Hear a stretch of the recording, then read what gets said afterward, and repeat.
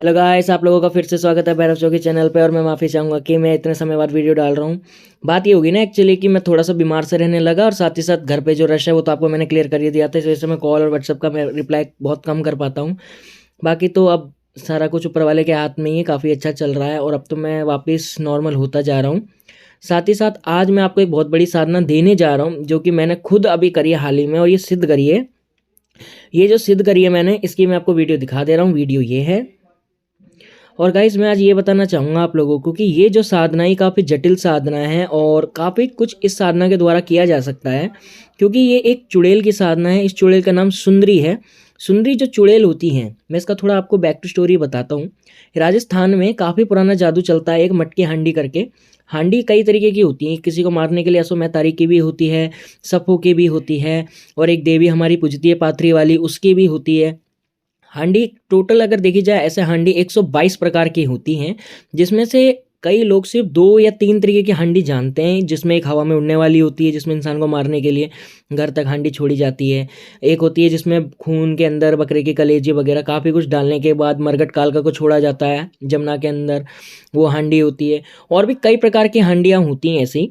तो ये जो सुंदरी है, ये भी एक हांडी विद्या है। मतलब ये कि एक हांडी विद्या है, इसे हांडी में ही सिद्ध किया जाता है। और ये काफ़ी खतरनाक साधना है। मतलब ये साधना वही इंसान छेड़े जिसने कभी कुछ ऐसी शक्ति सिद्ध कर रखी हो जो कि जटिल और काफ़ी खतरनाक हो। अगर आपके पास कलवापन है या गंधेला पवन है या सो मैतारी है या मरगट काल का है, तभी इसकी सिद्धि करना, वरना मत छेड़ देना। खामखा बहुत बड़ा नुकसान कर बैठोगे।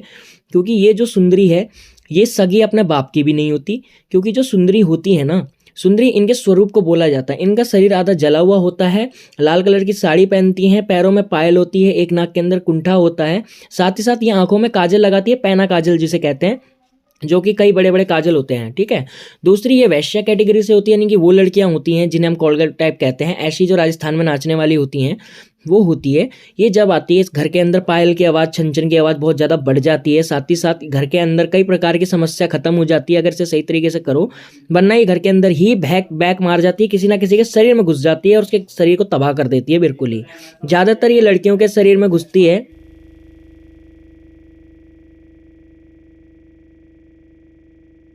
जैसा कि मैंने बताया कि ये ज़्यादातर लड़कियों के शरीर में घुस जाती है और उसके बाद शरीर के अंदर काफ़ी प्रकार की दिक्कतें पैदा करती है। ये जल्दी से सामने नहीं आती। अगर कभी इंसान इसे किसी के ऊपर छोड़ दे तो ये आराम से 4-5 साल लेती है। शरीर के अंदर बीमारियां डालती हैं, बेड पे डाल देगी, फिर सही कर देगी, फिर बेड पे डाल देगी। कभी सर दर्द करेगी, कभी कहीं खेलने लगेगी, कभी खुद को कुछ बताएगी, कभी कुछ बताएगी। क्योंकि ये देवता ना होते हुए भी कई तरीके के रूप धारण कर सकती है। ठीक है। ये अकेले नहीं चलती, इसके साथ जोड़े में इसकी एक बहन भी चलती है। ठीक है। बहन का नाम आज तक किसी ने क्लियर नहीं करा कि क्या होता है, क्योंकि जो दूसरी बहन होती है इसकी, वो होती है प्रेमिका जो रूप होता है हमारा, उसमें। ठीक है। मैंने भी इसे प्रेमिका रूप में ही सिद्ध किया था। और मैंने इसमें एक चीज़, ये चीज़ नोटिस करी थी कि ये लट्टू रहती है। ठीक है। अगर आप लोगों का और अच्छा है, काफ़ी कुछ जटिल है, अगर आप सुंदर दिखते हो, तो ये बहुत जल्दी सिद्ध हो जाती है। इसकी साधना बिना मंत्र के भी होती है और मंत्र के साथ भी होती है। तो अभी जो इसका मंत्र है वो मैं बना नहीं पाया, क्योंकि मैं इसे वचनों में ले लिया हूँ, सारा कुछ हो चुका है। लेकिन ना मेरे ना बैक में इतना पेन होता है कि मैं इतनी देर होल्ड नहीं कर पाता। तो मैं कुछ शिष्य अपने इकट्ठे कर रहा हूँ अभी। उन सबको लेके मैं अपने खुद जमुना घाट पे इसको सिद्धि करवाऊंगा, खुद इसके मंत्रों को सिद्ध करके फिर इसके मैं मंत्र दूंगा। आज की साधना बिना मंत्रों के इसको सिद्ध करने का तरीका है, जिससे मैंने इसे सिद्ध किया है। ठीक है।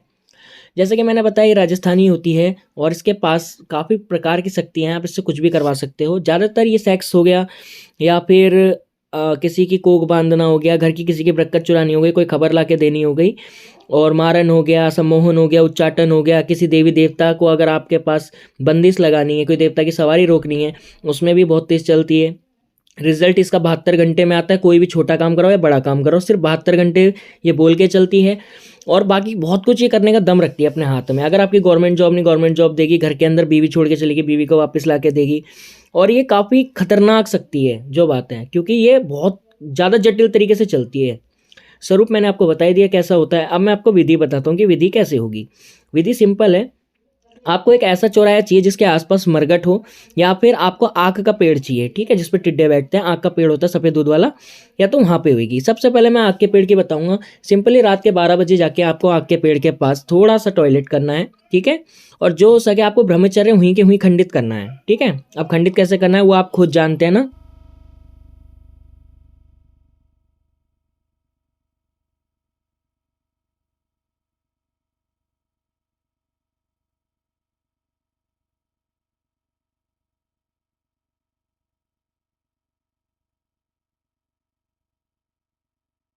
खंडित करने के बाद आपको ये बोलना है कि हे सुंदरी, मैं तेरा नाम गाम नहीं जानता हूँ, ठीक है, मैं आज से तेरी ये साधना छेड़ रहा हूँ, बिना मंत्रों की साधना होगी ये, तू मुझे आके दर्शन दे, प्रत्यक्ष रूप से दर्शन दे और तेरे अनुभव मुझे शुरू हो जाने चाहिए।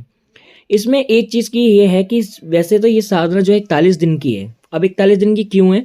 बात ये होती है कि ये साधना जो है ना, ब्रह्मचर्य आपको वहाँ जाके रोज खंडित करना है, तो ये कुछ टाइम तक आपके वीर्य स्तंभन से जागृत होएगी, ठीक है, जैसे आप वीर्य वीर्य निकालते रहोगे वैसे वैसे करके जागृत होएगी।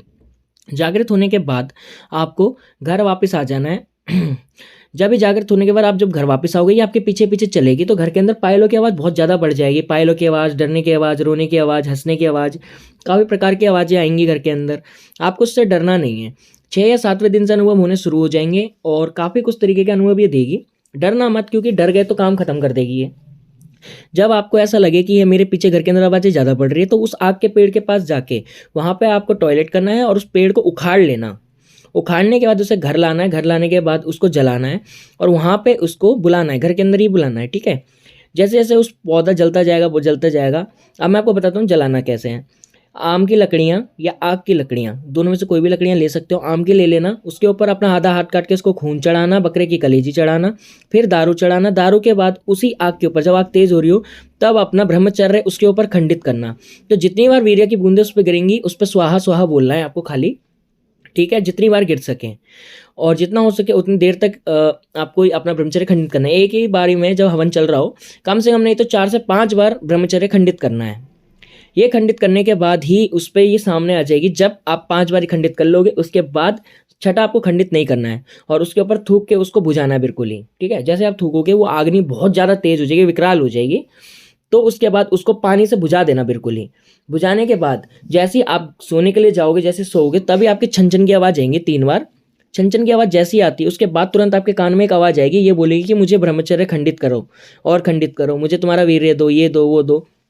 तो आपको सिंपली कुछ नहीं कहना, जो आपकी शक्ति है, जैसे मरगट काल का हो, जैसे मैंने बताया मरगट काल का, समय तारी, ख्वाबा हो, मतलब काफ़ी सारी जो भी आपकी शक्ति है, जो मरगट की विकराल शक्ति है, उनको साक्षी मानकर उसका सीधा हाथ पकड़ के वचन ले लेना। अगर दिख जाए तो वचन लेना, वरना कानों में अगर बोले तो सिंपली अपनी मरगट काल का या कोई भी अन्य शक्ति को भुलाकर उसी वक्त शरीर में आदि भरने के बाद ही, जो आपकी शक्ति हो पात्री वाली, कोई भी आपके शरीर में आदि भर लेना, छाती तक, पूरी ना आए वो ऊपर, आधे तक भर लेना उस शक्ति को। उसके बाद ही उससे वचन लेना, तो वो वचनों को निभाएगी और साक्षी अपनी उस शक्ति को मान के चलना। अब आपने वचन भी ले लिया, अब इसका इस्तेमाल कैसे करेंगे? सिंपली आपको करना है मरगट कालका को जैसे आपको मान लीजिए मरगट कालका के आपने नीचे रखा इसे, तो सबसे पहले मरगट कालका की कलेजी दे देना, दारू की बोतल दे देना या दारू का पौवा दे देना।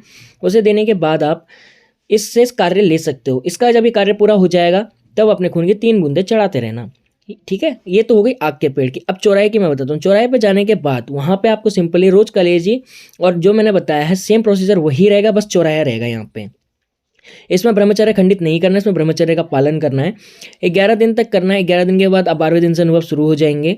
सारा प्रोसीजर वही रहेगा। एंड के टाइम पे आपको रोज जाके अपने खून की बूंदें गिरानी है। इसमें एक चीज़ ये ऐड कर लेना।